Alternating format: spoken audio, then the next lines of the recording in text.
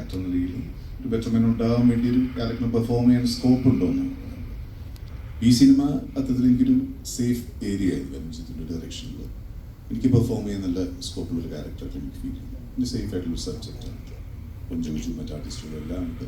ആ രീതി ഒരു നെഗറ്റീവ് ഷെയ്ഡ് ഉണ്ട് ഈ ക്യാരക്ടറിന്. ഒരുപാട് ഇമോഷണൽ ഒരുപാട് തലങ്ങളിൽ കൂടെ നമുക്ക് ആക്ടർ നില പരീക്ഷണം നടത്താനുള്ള ഏരിയകളുണ്ട്.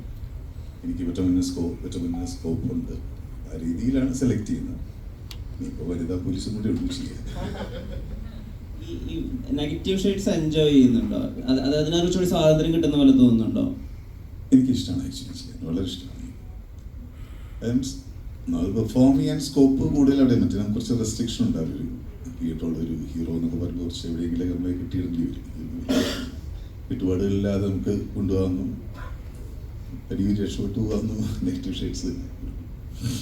സട്ടിലിറ്റി ഉണ്ടല്ലോ ഇതിനകത്ത്.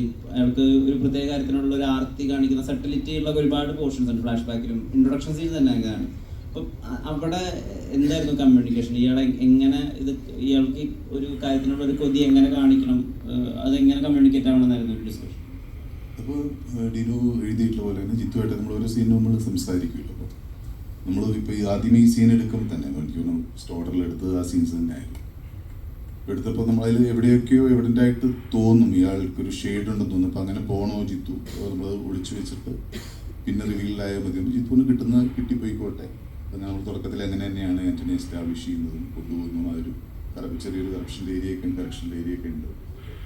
അപ്പോൾ ആ രീതിയിലാണെന്നൊക്കെ ഓരോ സീനിന് മുമ്പ് കാര്യം ഇത് കുറച്ച് റിസ്ക് ഉണ്ടായിരുന്നു ഷൂട്ട് ചെയ്യാനായിട്ട്. കാരണം ഈ ചെറിയ ടൈം ബാറിൻ്റെ ഉള്ളിൽ നടക്കുന്ന ഒരു സ്റ്റോറി ആയതുകൊണ്ട് പാളിപ്പോകാൻ വളരെ ചാൻസുകളുണ്ട്. നമ്മൾ പല ദിവസങ്ങളിലും പല സമയത്തും ഷൂട്ട് ചെയ്യുന്നതുകൊണ്ട് ഈ കണ്ടിന്യൂറ്റി നമുക്ക് വലിയ ബുദ്ധിമുട്ടാണ് അത് മെയിൻറ്റെയിൻ ചെയ്യാനായിട്ട്. കാരണം വന്നൊരു സ്പീഡും ഒക്കെ മാനേജ് ചെയ്യാൻ ഭയങ്കര ബുദ്ധിമുട്ടാണ്. അപ്പോൾ നമ്മുടെ ഏരിയ ഇപ്പോൾ ഓരോ സീനിന് മുമ്പ് ഡിസ്കസ് ചെയ്യും നമ്മളിത് എങ്ങനെയായിരിക്കണം, ഇവിടെ കുറച്ചും കൂടെ ഓപ്പൺ ആയിട്ട് ചെയ്യണം, അത് കുറച്ചുകൂടെ സെറ്റിലായിട്ട് ചെയ്യണം, എല്ലാം ടീം വർക്കാണ് ഡിസ്കഷനിൽ പോകുന്നത്. ഇത്തരം സബ്ജക്ട്സ് എങ്ങനെ ഹാൻഡിൽ ചെയ്യാൻ പറ്റും, നമ്മുടെ ജഡ്ജ്മെൻറ്റിൽ കറക്റ്റ് എന്താണെന്ന് ആ രീതിയിൽ പോകുന്നു. പിന്നെ ടോട്ടലി കാണുമ്പോൾ അത് ഓക്കെ ആയിരിക്കുന്നത് നമ്മുടെ ഒരു തീരുമാനമാണ്. വർക്കൗട്ട് ആവുമെന്ന് നമ്മൾ വിചാരിക്കുന്നു. വർക്കൗട്ട് ആയ സന്തോഷം.